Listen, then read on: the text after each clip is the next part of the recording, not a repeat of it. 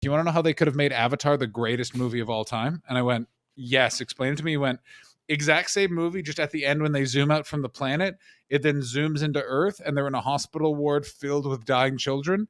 And a doctor walks up to a crying mother and just goes, well, they were unable to get the unobtainium, so all these children will die. Credits, and that's it.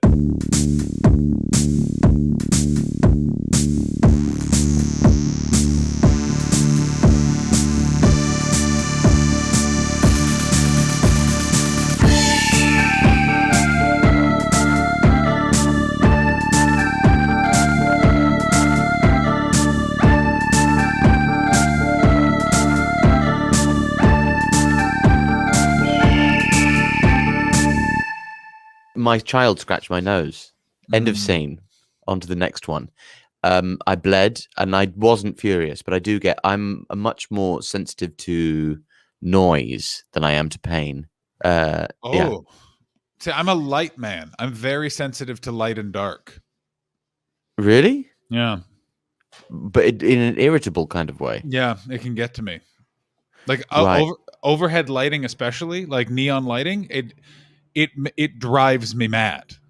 Do you like the John Mayer song Neon? I mean, John Mayer I have a complicated relationship with, which is I thought I didn't like him, and yet every song I'm just like, you know what? I think that this guy fucking gets me. I think that's everybody's relationship with John Mayer, apart from the people that have actually had relationships with him, which don't have a complicated relationship with him, just have a bad relationship with him. It's also, I think John Mayer was the handsome man of the post 9/11 America. Like, he was the one good thing America had going for it. It was like that in the Chappelle Show.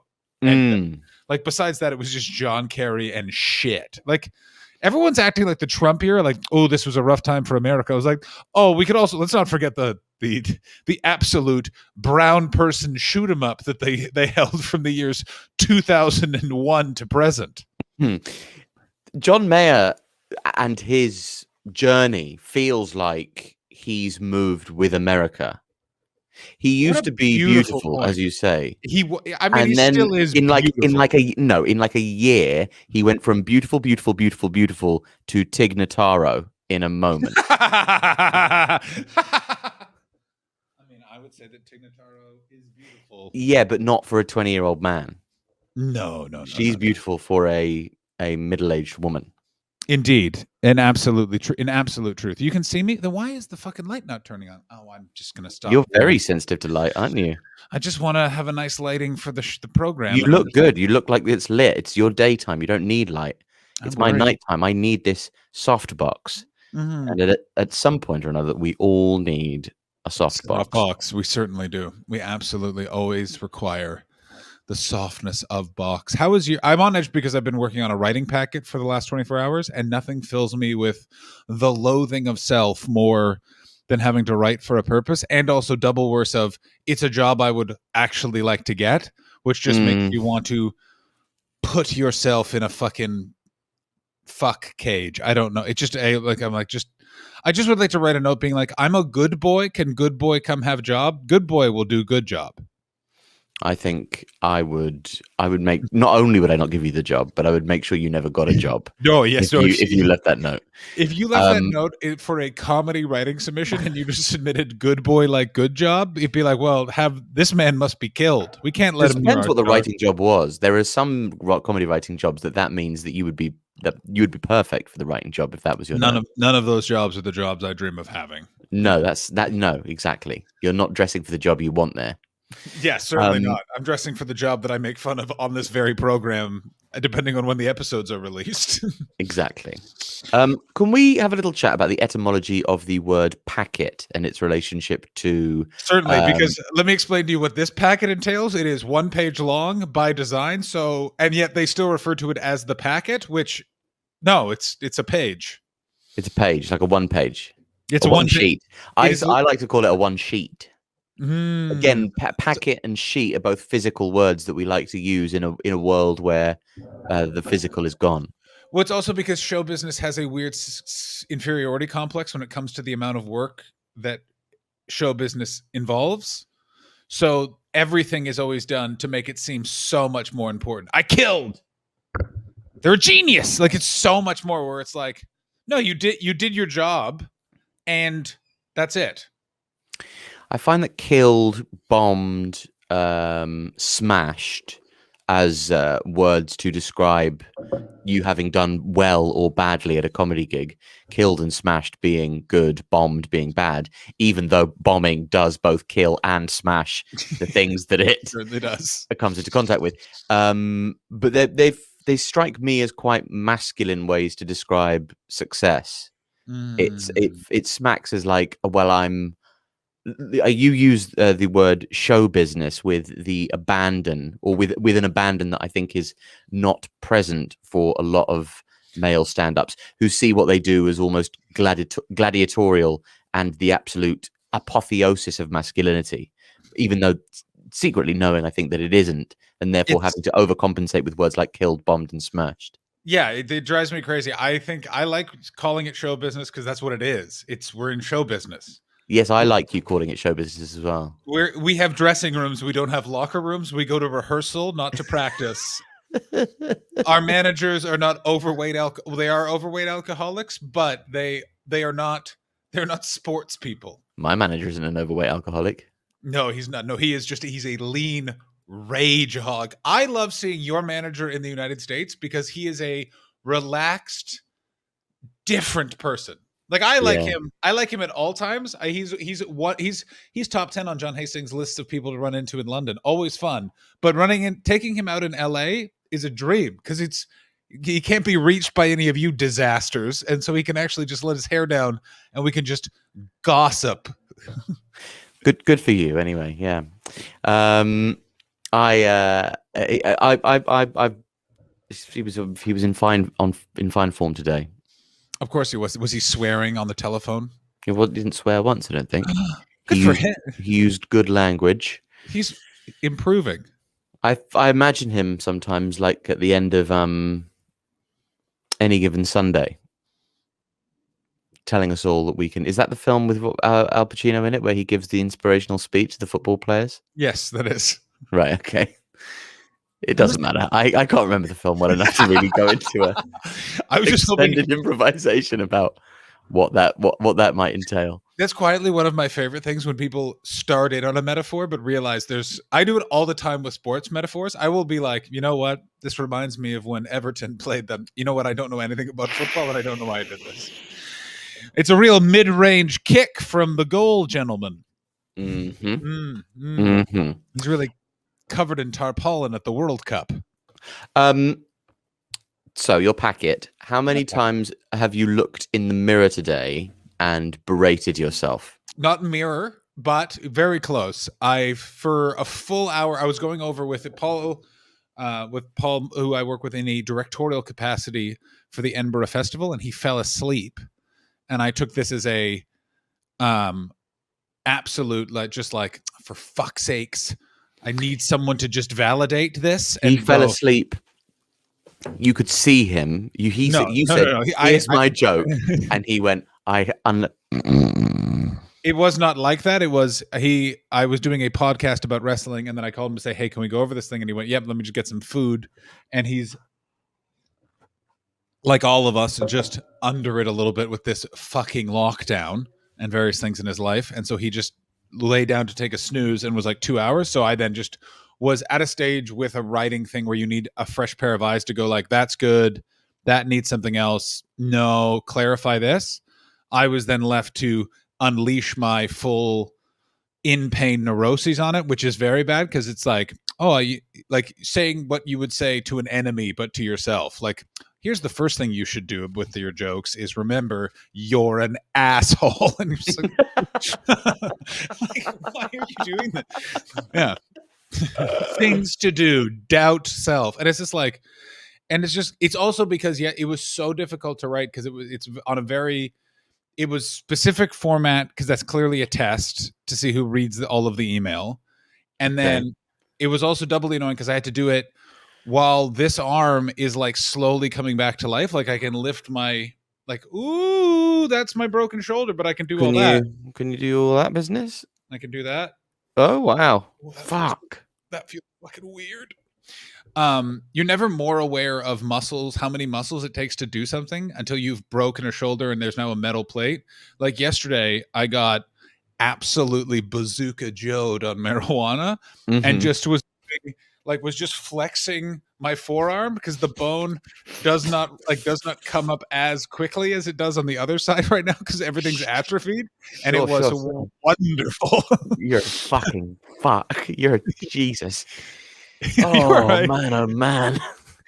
Oh no, I feel like you've just spooned out my giblets. Oh, that's Have you disgusting. never had atrophied muscles before, where you could just feel if they feel like very worn elastic bands inside your body, just rubbing? I've had an atrophied brain before. I think you're about to have one right now. I think I've got one right now. I think all this, it's all getting to me. I'm so I am grateful that I didn't die in this accident and that I have this accident because it's a wonderful COVID distraction because people are like, I can't go outside. And I was like, yeah, I can't, but mine's a different reason than yours. Yeah. Yes, because yeah, I can get on board with that. It's like the same way, when you're in some sort of emotional torment, you start pulling your hair to create new pain to distract you from the horrors in your life. That's why I people mean, pull their hair. I don't pull but my hair. I might do.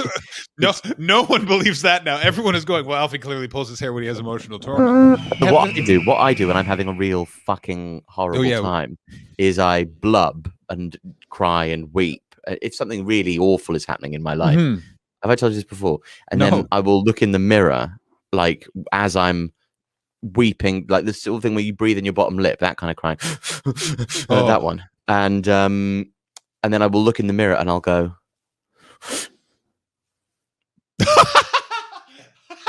and I'll pull a listener. I'll pull a funny face, listener. I'll cock my eyebrow and do a cheeky smile at myself in the mirror, so that so that I know that I still have control of my functions. It's just a way of going, am I still me, or have I lost myself to this sadness entirely? Oh boy, I do relate to that in that It's good, isn't it? I'll try and just hold my breath.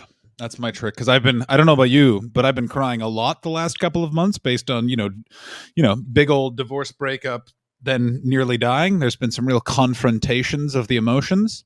Have you had some crying because of you almost dying? Yes, I've had a bunch of crying about my almost dying. Of that Really? yeah, I realized I really didn't want to die and don't want to die. Also, You know you getting will. eventually, yes, I will. Yeah, that's Also, such an annoying thing to it's realize as well, isn't it? Because it brings that home. You go, fuck, I really want to live. Oh, and I don't get to. Oh no! I know, It's but such a sort of it gives and it takes away. but luckily I am Scottish with a touch of like Viking Scandinavian stock. So Sure. essentially I just know it's like I could just smoke for the next 40 years and then just drop dead at 70 after about 10 years of weird pacing and just getting a variety of dangerous cancers. Like do you understand like Do North it. America? No, oh, I don't think I haven't considered it recently. The problem is I've had one too many bone injuries to really be able to pick up smoking again with the reckless abandon I would want. Okay. Because if for knitting of bones, they literally are like everything else. The science is somewhat out. Like it, we don't know how much. If you smoking one cigarette while a bone is healing, they're like that bone will not heal as well. Right. So how long until your bones heal and you can start sucking back on those One, little smoky bad I'm boys? I'm not going to start smoking again. My skin is so much nicer not smoking. Your skin is nicer. So when we fell in love in Melbourne, you were smoking, but you just started smoking again. No, I was in the midst of quitting smoking at that point. But white knuckling it. I really wanted a cigarette. There was one night when we were at the Harry's little sister outside, and you were having a delicious borrowed cigarette from someone, and I wanted to suck your cock to get some secondhand smoke from your lungs through the penis, just which I have not had, and then I've had been like in stressful situations. People have had cigarettes. I could totally have gotten one, and I just went. I think I'm done. It's because I, for the first time, was feeling full physical limitations. Like I felt Mm. my lungs no longer filled full of air ever. And my throat was perpetually like, it felt like that there was a catch to it. And I went, no, we're not. That's it. We're not. I'm not being one of those people that is going, no, I can't do that because I smoke. I was always like, I can do hot yoga and smoke right before it and then go do hot yoga. I'm never letting it affect my life. It was starting to affect my life and we're done. Interesting. And how much did you smoke? Did you smoke roll-ups or straights? Roll-ups or straights, I went back and forth. I would go from anywhere between about 15 to 25 cigarettes a day, if I'm being 100% honest. I would mostly lie to people and go, it's 10, and then be like, all right, let's do the actual math. Well, that's much more frightening. And how has your favorite cock responded to not smoking? I mean, I got to tell you, he was always a sturdy and come hither fellow, but truly having a renaissance. Yeah? Yeah. You know what? Some of those packet warnings really do live up to expectations. I did know that, by the way, because I remember quitting smoking the first time, and I was in Oslo, Norway, and the woman at the 7-Eleven, like I had to walk out and not purchase anything because I was like, you are seconds away from having a enormous stonker. Oh, okay. I thought you were talking to the woman behind the. No. No. Excuse me, miss. I have to leave. You can just put my purchases to one side. I'm about to get an enormous stonker. Yes, madam.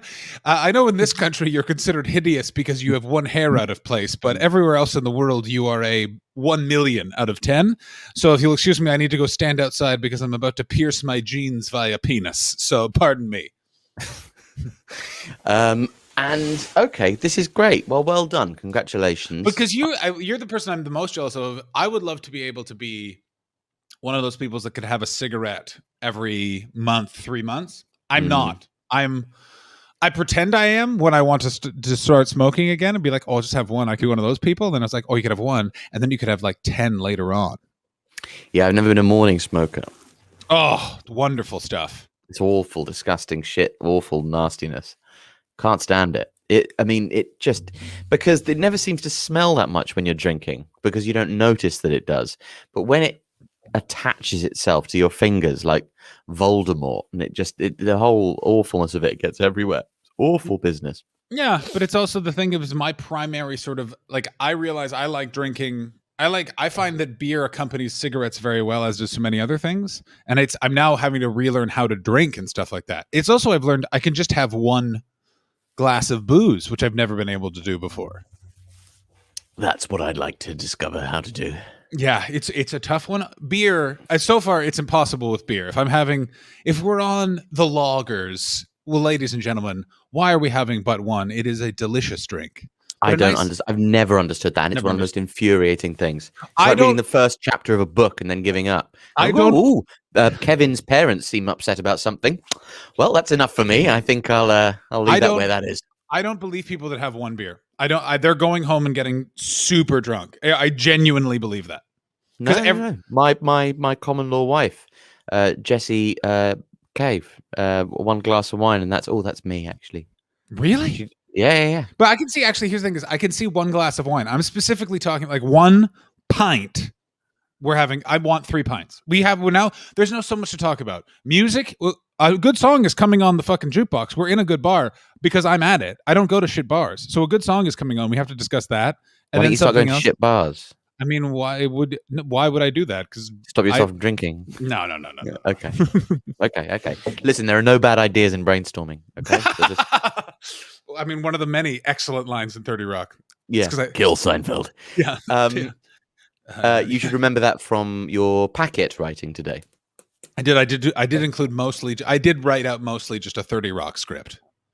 No, I meant there are no bad ideas in brainstorming. I meant what Jack has to teach you. I meant. Of course, absolutely, yeah.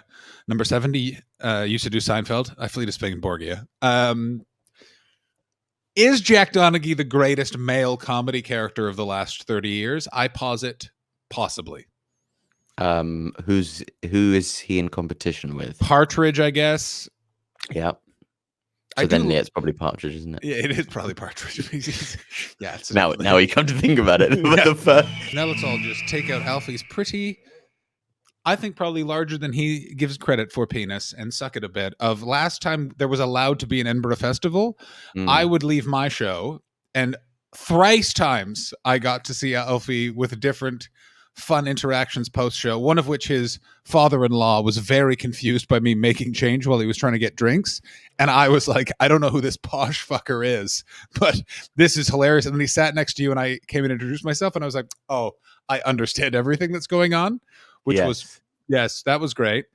that Then was good. the other time was when it was David Mitchell and what's her face? Victoria Corin Mitchell, Victoria mate. Corn Mitchell. Come on. Not from your country. I don't know who she is. Well, it's a nice get out for you, I suppose. And all the comedians were sat peripherally around you guys talking about the fact you were sat with them, and I was like, that's pretty cool. And then I was the only one that just came up and said hello to you, which and then everyone was looking at me being like, Hastings, and I was like, I'm from North America with real celebrities. Your British celebrities mean shit to me. And, and then it was, in my memory, the next day I came out and the entire bar was empty, and it was just you and Stephen Coogan, and he had the a most amazing hair ever. And I was just like, okay, he's with actual Alan Partridge now.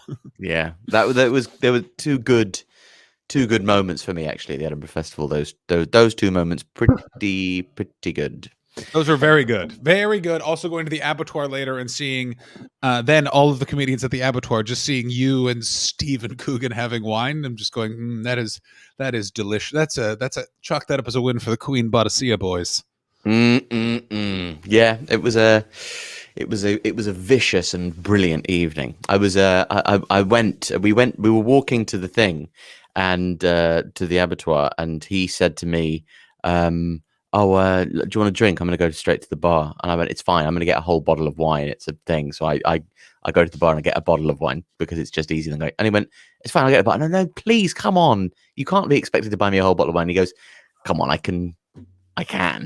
Yeah. And I went, no, you can actually. That's fair enough. So he goes off to get me a bottle of wine. And I start talking to these producers from the television who I'd worked with on a project. And they would go, "Hi, how's it going? Good to see you." They had no idea like who I'd turned up with. So I'm talking to them for about 5 minutes. And then he butts in behind them, gives me a bottle of wine and says, there you go, Alfie. I'll speak to you later, okay? See you in a bit. I'm just going to go and talk to somebody over there, but catch up with me upstairs, okay? And scuttles off. And they both were just sort of stock, kind of still, trying to take in what had happened. It was a truly wonderful moment. That is fucking phenomenal. Would you like to hear my American story involving arguing with money with a celebrity? North American scum, sure. Yes. Ooh. So I was showcasing for the management company I'm now with in the United States. Congrats. Thank you. It's very nice I like how the story's been structured. It's like an art house film where you've done the end at the beginning, so I know where we're headed, but how do we get there? Because if you don't know that going into where we're going, strap in to have all of the anxiety in the world, and you'll know when. Okay. So I had to showcase for those of you that are not in show business, which is what it is. Mm-hmm. You will occasionally in those it's a big company. You have to showcase for the CEO. Chief muckety muck person who has to do the old sign off. In this case, I had to do it, and they wanted to have me seen right away. So they said she's doing a benefit for a rehab she financially supports because American representatives make absolute metric fuck tons of money. So she can support a rehab facility, do a spot on the fundraiser tomorrow at the Irvine Improv. I heard Melrose Improv. Now here's what's important. Those are in two different, Alfie, can you guess? Cities. They're in two different cities. Two different cities, okay. They're in two different cities. Same state, though. Same state, right next to each other. That's very something. When you show up an hour before your set and you're 70 minutes away from where your set takes place, that is something. Yeah. And I don't drive, so I didn't have a car. I do drive, but I didn't have a car. So I had to get in an Uber and explain to the Uber driver, you're going to have to speed and break some laws here, and I will pay any ticket. If we get pulled over, I'll pay it. I don't care. You just have to go. And like he kind of, and at one point I put my hand like on his shoulder when you could do that. I went, I'm 100% serious. I'm going to tip you like crazy. You have to get me there by 1 o'clock. And it was like 12:05. And then I will just never forget. He was an old Asian man, and something just clicked in his head. He was like, "Oh, this man is serious." And we were coming onto the on ramp, and you're supposed to like slowly merge. And all he did was just speed up and on a diagonal go into the carpool lane and just start motoring, baby. So we get to Irvine in 45 minutes from Melrose and La Brea, which is unheard of. Like it's illegal. It like that gentleman did crime. So much so then where the comedy clubs is, there's an entrance sort of here in a roundabout, and I was just like, just stop right. He just stopped in the middle of a roundabout. I got out, tipped him on the app. I was like, good, like there is your big tip. Got on the app, ran in. Literally, the act before me is coming off, and I just appear in the green room, and the host, my friend Dave, described it as he summoned me. He was like, if he's not here now, he's fucked. And then I just like a pop up, just like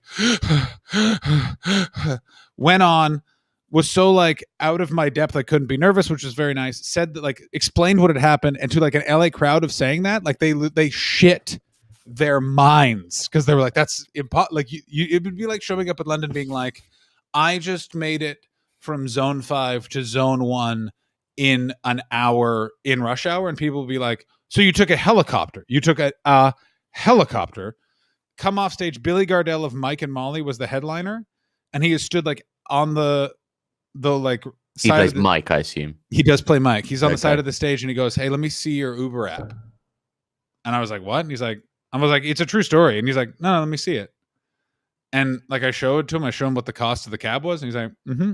And he just takes out cash in its like more than what it was, and he goes, there, that's for that. And I was like, I'm good. And he's like, dude, I'm on a sitcom that's in syndication. Don't worry about it. It'll help you out. Like, take it. And then I took the money, and then he went, don't spread that story around. And in my head I went, Billy Gardell, I'm telling fucking everyone that story because you come across like the fucking best man in the fucking world. Like, I actively root for that guy more than anyone else. Like, you know how unnecessarily nice that is as a millionaire, in that he's on after me. I'm the spot before him. I had caused stress for everyone, including his manager, that he was doing a favor for. He then was super nice, was complimentary to me afterwards in front of her, which for Alfie would know is a fucking big shine for reps of, if the big dog act is like, oh, that guy was good, then the representative is usually like, that is good. So yeah, amazing story. And Billy Gardell, everyone out there, go follow Billy Gardell on Twitter. And if he needs anything, do it. Billy Gardell, if you're listening, I will kill someone for you. If Billy Gardell turned out to have been part of storming the Capitol on January 6th, I would say everyone there was a racist fuck pig, except Billy Gardell. That man's a revolutionary. Anyway, is Tom Brady, is he a problem person? He is a problem person. Tom Brady is how do I describe it? He is a weapons grade cunt of a human being. Okay. And what's the problem? He like tongues his kids and stuff. He gets off. He snogs his kids. I don't know about that one. All I know is that Tom Brady. Is that like new information to you? I think that is new information to me, but that's fun. I'm like, also, by the way, I'm not substantiating that, but I'm just 100% now living in a world where that's true. Okay. Because that's fun. That's a it fun. Is. It's a fun. I think the thing I was exaggerating. I was exaggerating. He kisses his kids on the mouth, but I think that's fine. Like, unless they're like 20. No, I don't go in for mouth kissing. Mouth kissing is for only people that you fuck. Not. We can be different people. Okay. Is it because you don't want to have to, you like kissing your various sisters and in-law on the mouth, so you don't want to agree with that? No. That would be no, because I think you should not kiss a family member on the mouth if it gives you sort of fizzy Fizzy balls or pussy. Depending on which one of the apparatus you have. It's true. So yeah, no, I wouldn't go in for kissing people on the mouth if you were receiving gratification from it, but just to kind of peck your children on the mouth, I don't think it's a weird thing. What's wrong with the cheek? Get them on the cheek. On the cheek. It's fun. Like a Frenchman. Yeah, I mean that as well. It's not like no on the mouth. Okay. In my head, it was you. No, that's not how we do it in the Brown household, young man. Give me a kiss on the mouth. Kiss my mouth, my son. Now go to bed and remember, death is a release. Living is hard. I told him about the universe the other day. Want to see it, kids? So 13.6 billion years ago, everything, literally everything, all the carrots and the beans and the mummy and me and Swansea and all the kettles, every kettle in the world, Margot, and the whole world and all the sun and the stars and the planets and everybody who ever existed or will exist was in this tiny little match head, this tiny little piece. And then it exploded and then it became like a soup and it kept on expanding and the universe is getting bigger all the time. And then it will get smaller if you buy into the theory of eternal return and become tiny again and then blow apart again. And some people think that it'll blow apart in exactly the same way, which will mean that all of the different reactions will happen in exactly the same combination. And we get to live our lives again and again and again and again on loop forever. And I like to think that maybe each time we live our life, we get to make one improvement to the way we did it last time. Oh, I'm going to check my handlebars next go round. Yeah, that's a good shout. Yep. And maybe discuss the pragmatically where you think your relationship's going to go before you get married. No, we definitely discussed pragmatically before. It's an interesting misconception a lot of people have, I think, about my current divorce, is that it was a shift in perspective. How could it have been avoided then? Could it have been avoided? I don't know. Would you want it to have been avoided? If COVID hadn't happened, it would have been avoided. Another COVID casualty. Another COVID. Actually, let's edit this all out because I don't want. I just don't. I'm. You've been in a breakup. I know. No. I'm sure. I thought I didn't. I was actually thinking before the podcast. I wonder to what extent divorce is a topic that we can milk. It's an interesting one, and it's an interesting one in that because you've mentioned it, but we've not spoken about it. Do you know what I mean? Yeah, it's an odd one in that it's one of those things where it's part of the COVID problem of I've sort of dealt with it, but I am still aware. I don't know how, I don't want to be flippant in my wording. And also something that I do know about the world is that friends of people watch things that you put out.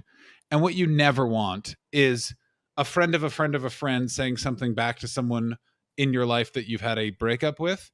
And then you have to figure out their broken telephone version of what you said.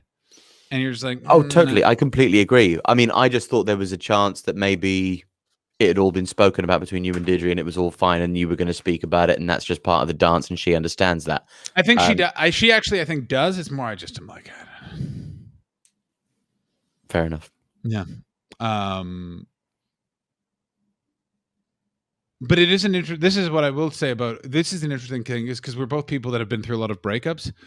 And it's an interesting one if you realize, depending on the breakup, how much your friends speculate about the relationship and also how much you learn about friends' relationships when you go through a breakup. Have you noticed this in the idea of people will say stuff? For the listener, I'm going through a divorce. Alfie has broken many hearts in his time.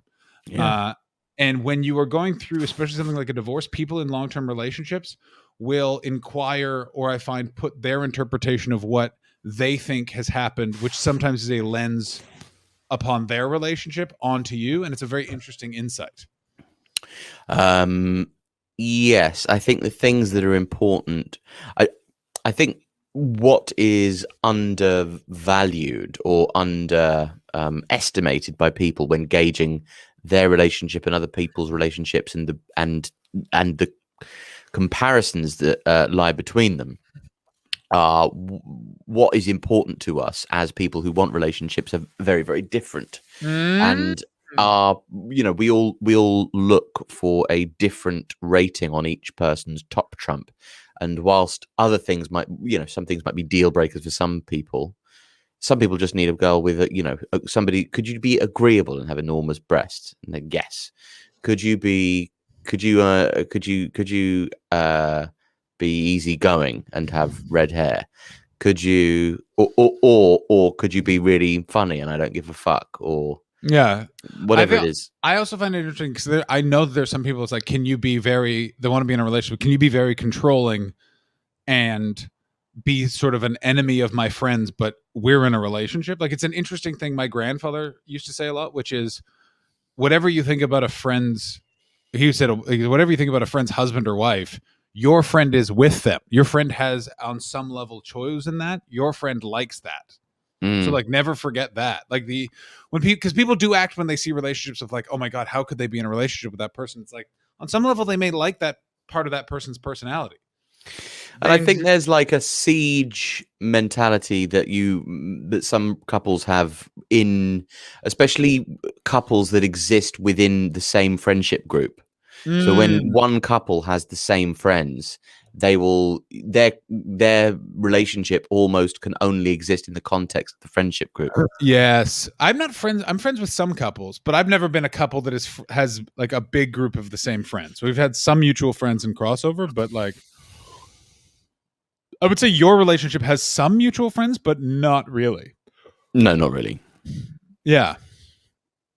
And then I've like run into your wife at things in LA, and I was shocked that she was support. I was like, how do you know that person?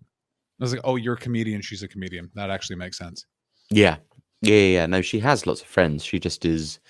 She's just, we have a big family, and she's also so close to her family, her sister, mother, and siblings and whatnot, that she doesn't see her friends as often as a lot of people would. Yeah. You also have a young family. Like, yeah. Yeah. But you have the benefit of you're having them young. I was thinking about this. Yeah. You get to be, and also you have genetics where you're going to be a fine looking 50-year-old. Oh God. Yeah. 45-year-old. Donnie's 18. I'm 45. He's 18. Beer. Yeah, but you will have to wait for I presume the other 5 to grow up as well. Or is because Donnie's the first one, as soon as he's 18, then you're just like, well, guess who's back? Drunk Alfie. And then it's just like a Carlsberg flag drops from behind your shoulder and you go bananas. Barkeep, 2 pints of Scrattox Old Dirigible for these 2 gentlemen, please. It's Donnie's 18th birthday, and we're going to get soused. Donnie, let me tell you about the ways of the world. Donnie, let me tell you about the night that you were literally created. It happened in this bar. He's not doing my favorite conductor move, which is going to be difficult with my injury, but basically where he has the stick and he's doing this move to one person in particular, that's my yeah. You need to up your fucking game, mate. Yes, you disgrace. More, less of a disgrace. Less of a disgrace. Cello 3, you fucking loser. Can you get to your fucking grip, please? Yeah, why the fuck aren't we conductors? Oi, fucking saxophone. The reason why your mother's a cunt is because you came out of her. All right, let's get to it. Huh? Come on. Hey, you on cello. Hey, yo, ma, so fat. Not bad, actually.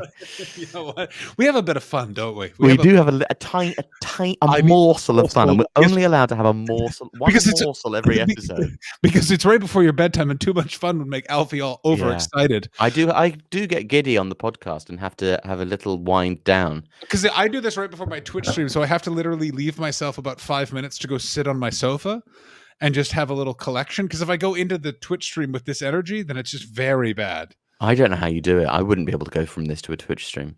I mean, I also do it with now Chris Betts, and I Is he on tonight? Midnight bets. Midnight bets. Place your bets. I'm excited. My brother is 18 in June, and pandemic be damned, I'm taking him for his first legal beer. I've already selected the bar, Hope and Anchor in Calgary, Alberta, Canada.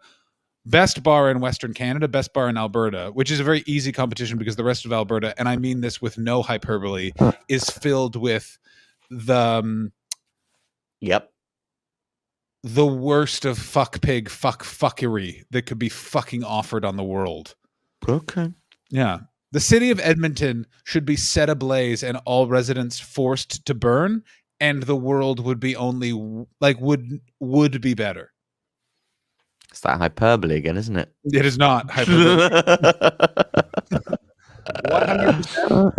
100%, the world would be a better place. Okay. Well, it would be like if Birmingham just flew off the fucking planet. You'd be like, there well, were loads of great people in Birmingham. It's just a bad city. Yeah. Name. Joe Lycett. That's one. Yeah. But he leaves. Didn't want to lose him. No, absolutely not. He almost convinced me to buy a Hard Rock Cafe sweater at the Edinburgh Hard Rock Cafe for some reason, because he was like, I'm buying an Edinburgh Hard Rock Cafe t-shirt, and I got very excited. I was like, I should do that too, Joe. And I was like, I'm not going to do this. I would have done that. I think that's a good thing to do. I do like the Hard Rock Cafe. I like a Hard Rock Cafe t-shirt, but vintage. I want a Planet Hollywood t-shirt is what I want. But more importantly, I'm going to get drunk with my brother for the first time legally. But the thing is, I'm realizing in the months leading up to it, I need to get healthy enough to be able to drink to get my tolerance up, because the one thing I don't want to do is, I haven't been able to drink in weeks and wasn't really drinking before this. So I don't want to get super shit hammered and have my 18-year-old brother have to take care of me. I'm going to have to. I went drinking with my brother. I went on holiday with my mum and my brother, and the cricket was on. It's a fine sport, John. And we disagree. We went to the cafe, and they absolutely adored us because it was in these COVID times. Go ahead. It can be hard for local Greek businesses that depend on tourism. So, sir, could not come into the and I don't want to sound like this is a made up thing, because this is a real thing. The restaurant that we were in, and this is not my choice that it was called this, but the name of the restaurant is Fago Potion. Okay? So that's something that you have to know. I wonder what it means in Hagrik. I'm looking it up. I mean, there is a part of me that is really scared of gay drink. The internal temperature of my camera is too high. It has gone off. Perfect. I mean, fucking hell. It heard. Oh my god, I found it. In the Grieg. Yeah, where was the one that you went to? Athens? It's in Corfu. There's a bunch of them then. It's like a chain. San Stefano. Where mine is. I mean, I just want to point out that Alfie just naming that restaurant has caused his camera to turn off. It was too hot. Oh yes, you don't. I don't think you were going to want to see the TripAdvisor or for the place you went to, my friend, because it is quite rude. Avoid. I won't go into it explaining what happened, exposing them. This place is terrible and totally overpriced for what they are offering. It is ridiculously overpriced. A bit of a scam going on. We are just back in our apartment after a lovely day's boat hire, marred only by our lunch experience. We approached San Stefano and we were waved in to moor at a jetty. We realized walking down the jetty that it led only into one taverna, and we were waved to a table. I said we weren't yet hungry, and our host looked might annoyed. Oh dear. Not great and going downhill. We are regulars to this area, so the waiters were friendly and the service attentive. That said, the current menu is limited and the food poor. I mean, what the fuck? This isn't a bad... Like, that's like... Oh my god. Scam... Oh my god, they were scam docking fees? I'm going to say it right now. The restaurant you went to was crapola. And they turned your camera off. Also, who has a camera over here? What the hell's going on, Alfie? You've really fucked us up. Hey! All right, let's talk about you. Let's talk about what's going on with Alfie. The baby's been keeping you up. Young 10 is acting a little like a 0, if you ask me. What's going on with you, Alfie? Isn't that Nice. that's fun? Um, Never forget. I'm always on your side when it comes to parenting. you are. No, it's just, I mean, usually Jessie will look after the baby, and she's a brilliant mother and a fine looker after of our child. And last night, so that she slept a little bit, which, as much for her sake as mine, is good for her. Good to have her well rested during the day. As it's good for her to have me. Anyway, I stayed up till about 4 or 5 a.m. with the young boy, and I'm just feeling What do you do for all swimming of in that? my own mind slightly. Oh, yes, of course. I listen. If you want to talk to someone who spent so much time being like, "Oh, good, 5 a.m. I can't wait to wake up in 2 hours," and just have that weird, like it feels like your entire inside is squishy, and like everything you do has the opposite effect. Like you drink liquid and it makes you drier, and you're like, what's happened? Yeah, I mean, and also not being able to work or access your brain or your Yeah. language facility at all. You also will have one moment where you have an emotional reaction that is absolutely inappropriate. Like it's just very odd. I watched Pete and the Dragon today. Oh, what a good day. Wait, which one's Pete and the Dragon? Well, it's a new version of Pete and the Dragon. So Pete and the Dragon is the story of a boy and the dragon, and then they try to get the dragon. He tries to set the dragon free. It's Free Willy with a dragon. And That sounds wonderful. That sounds absolutely top fucking shelf. yes, but I wasn't even really watching it. I was making the kids dinner for most of it and doing other things. And then I sat down for the end of it, and then just started crying uncontrollably about how beautiful the child's relationship with even though I thought it would be so, because there's a moment at the end that after like the boys made friends with the dragon, then but he's a wood child, so he's friends only with the trees and the dragons and the surrounding fucking bollocks. He then stumbles upon a real life person, and the person goes, "Oh, little boy, fuck me, I can't believe it. You're a feral child, Stig of the dump. Come and let me clean you," or whatever, but in a nice way, not a weird one. And he goes, "Okay, but I've also friends with this dragon, so it might be a nightmare to know me at all." And she goes, "Right, okay, well, I'm probably going to send some men to try and kill that dragon because men are afraid of things they don't understand." And he went, True. "I love the dragon, though. You can't kill it." And she went, "Well, I won't want to because I'm a nice woman who wants to mother you, but they will want to kill you." The dragon, sorry. They catch the dragon, they harm the dragon. Then they set then the kids break into the barn where the dragon's being kept. They set it free, and then the kid goes to visit the dragon again in the woods and says, "Thank you for being my friend," and everything. And I just thought it'd be so funny if at the end of the film the dragon had his face off. Oh, After all of that, I really wanted the dragon to savage the child. It's in that my friend Ross Harrison, who is probably the funniest. He's the person. I know a lot of people that could have been comedians, but never did it. Like he's at that level of just his brain works in that very specific analytic way you need at the beginning. And he pointed out, he's like, "You want to know how they could have made Avatar the greatest movie of all time?" And I went, "Yes, explain it to me." He went, "Exact same movie, just at the end when they zoom out from the planet, it then zooms into Earth and they're in a hospital ward filled with dying children. And a doctor walks up to a crying mother and just goes, 'Well, they were unable to get the unobtainium, so all these children will die.' Credits." And that's it. Because it's never explained why they don't get the unobtainium. And it would be such a weird, dualistic, mixed message about colonialism if it had that, which would have showed complexity in James Cameron's thoughts, as opposed to what Avatar is, which is the ramblings of a madman trying to say something about environmentalism, but having no idea how to do that. I've never seen it. I never had any interest. It just looked like somebody who was horny and tried to draw Smurfs. It's hands down one of the worst movie viewing experiences I've ever had.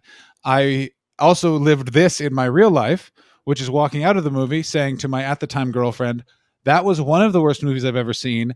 I can't imagine knowing anyone who would think that that piece of shit was anything but a waste of time. And then she said, I really enjoyed it. And I then did not know what to do. And we broke Mm. up some 3 weeks later. Did you have any good moments in between watching Avatar and the breakup? I assume so. There was a lot of fighting and silence. Yes. Fighting and silence. Yes. It's always the thing. What's the do you have like are you good at breakups, bad at breakups? Breakups. Am I good or bad at breakups? I assume You you've said had a I have lot. had a lot of breakups. I haven't had a lot of breakups because I've had consistent long-term relationships. Yes, but Foolishly. how long? Yes, now you say that. Maybe it's just because of the period of time I've known you. I've known Alfie to be a real sort. Yeah. Um, so how many? But how many of you're in? I've been in a lot of long term relationships as well. That means then you've had a fair amount of breakups. People that just fuck everyone have had no breakups because here's what they do: is they just move on to the next lap and then don't have to have an emotional discussion. I understand, but I mean, I think a lot of people have shorter relationships. A lot of breakups is like, oh well, I went out with her for 2 months, and then we dated for a few, like for No, 6 months, and then none of those count as breakup. If you're if you okay, can you okay. Now a we know. two Now we're talking the same language. I only came and cried once in my life. really But what it was was possibly my most intense ever breakup. oh explain. I was 16, Mm. and she was 16. Pre or post the time you shit on carpet at your friend Tom's house? This is before that? I'd say that this is around that time. It's a real heavy time in Alfie Brown's life. Yeah, it is. Yeah. I mean, the thing is that she was absolutely. I fell in love with her pretty much at first sight. So I mean, Mm, it's one of those uncomplicated teenage loves where you just go, "Oh my god, she represents everything that yeah. I'd like to have associated with me." Yeah, Um, she looks like she would be in the music video of the band I don't have, but aspire to be part of. I mean, yeah, she was incredible, and she had yeah, she was lovely. And anyway, I this is probably one of those things that is quite sweet when you're A, 16 and B in 2005. Oh And no. now, if I told you about it, me doing this now, Well, you're gonna it would tell A, not be okay at the age of 33 or in 2020. Anyway, what I did was I knew that I started getting to school early. I got to school early one day for some reason. yeah, And so I based said, on she your was there. scholastic career, that's quite shocking from what I've gleamed. It was not a regular occurrence, but until this point, and she was there, and I said, "Oh, you in school early?" She goes, "Oh, yeah, I always turn up early. I leave early, so I live so far away." I went, "Oh, where do you live?" And she said, "Richmond," and I went, "Oh, okay," which meant I knew she had to change at Earl's Court, and she'd wait on the platform to get one district line train to get the Earl's Court district line train. I knew she'd have to change and knew which Of platform she'd course. be on, so I left for school half an hour early every day, got to Earl's Court, waited on the platform every single day, waited for her to waited to spot her moving from one train to the other, and went, "Oh, hey," and just started speaking to her every morning. Went to school for. Then I bought clothes in Richmond, so and I said to her after school, "Oh, I need to take some clothes back to Richmond, so I'm going to come back. I'll come with you." And then just came back. Thinks one day said the shop was shut, and then just made it so that I would go back, like just got into the habit of going to Richmond with her every day, and then going back home. And then after a year of unrequited love, she finally said, "Okay, I bend to your will for me to be affectionate to you." Yeah. Oh my god. As How some go on. like after the close in Richmond, what was the next excuse to go to Richmond? You're just like, oh, I just started doing it. like I don't really recall what it was, but I just started doing it. there is no love on this planet that could make me intentionally take the district line. I'm going to say that right now as a 35-year-old. If someone's like, I live on the district line, I will look them in the face and go, I respect that decision, but this will not work. I cannot I cannot wait 9 minutes for a train that will break down. Okay, I mean, I understand. I think all your strong opinions are great, but the district line, I think, really is taking a bit too much heat off old Johnny Hastings I right mean, now. that could be said about almost all of my hot takes, is that if you really just sort of, if you pull at any of these threads, it's like stand-up comedy. You can't actually analyze it, because if you do, you're just gonna go, well, this man's lying. Um, but no, I do. But yeah, when you're 16 through 22, you do some of the craziest shit for love, because you're also doing in the equivalency of what a drag queen is portraying as a woman in like sort of like 16 to 20, 21, 22. You're kind of doing a very bad exaggerated impression of what you think a romantic relationship is, so it's disastrous at times because you know what you're fucking doing.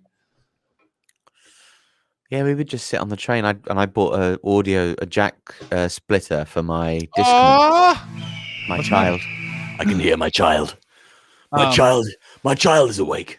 My does the lord. How do the other ones get along with that one? The big ones get along with. They think he's gorgeous. They love him. They feel quite protective over the youngest member of the tribe. Very good. Yeah, it's a relief, isn't it? Yes. They've not tried to murder the child. I don't see your kids doing that. Your kids are way too fucking hippie cool. Like, I know, and it's going to make me feel like an old fucking ghost, because it will be in 12 years. It's going to be Yeah. in 12 years. A luxuriously handsome man is going to bump into me at the fucking Soho Theater and go, you know, my dad, you do a podcast together. And then I'm going to go, oh, fuck you, Donnie, for being so very much at the beginning of your adulthood. Now, Yeah, it's going to be a nightmare, isn't it? it really is. Also, then I will hear a crash and you will have fallen through the ceiling covered in alcohol. I think I'm going to try pretty hard to. I think I can come back from this. This little. I think I was about to. For a little while there, I was middle aged. In that I was probably only going to live till about 66. But I think my habits now have managed to made it so that maybe I'm only a third of the way through my life. Well, I mean, that would be great, wouldn't it? But over a third of the way there. I want to age more like Paul Newman and less like Val Kilmer. Yeah, no one wants it. Like, we all want to do everything like Paul Newman. Let do everything like Paul. Just live in the 60s in Los Angeles looking like the man who comes on everyone. But he didn't. He just had his wife and that was it. I mean, he did have one wife and then he had another wife. Also, he lived with Gore Vidal in Malibu. Like, he had the most amazing LA existence. Who's your roommate? Well, it's noted big dick billionaire Gore Vidal. How nice is your house that you're his roommate?